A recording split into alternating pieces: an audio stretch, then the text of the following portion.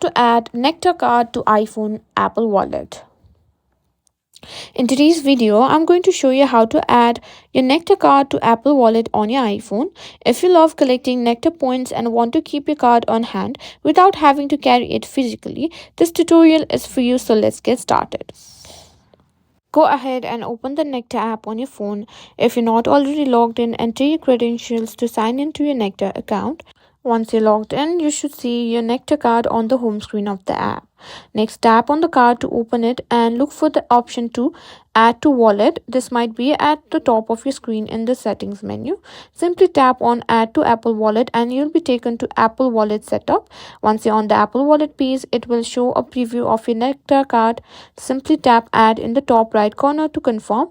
Once added, you can open your Apple Wallet to confirm that your Nectar card is there.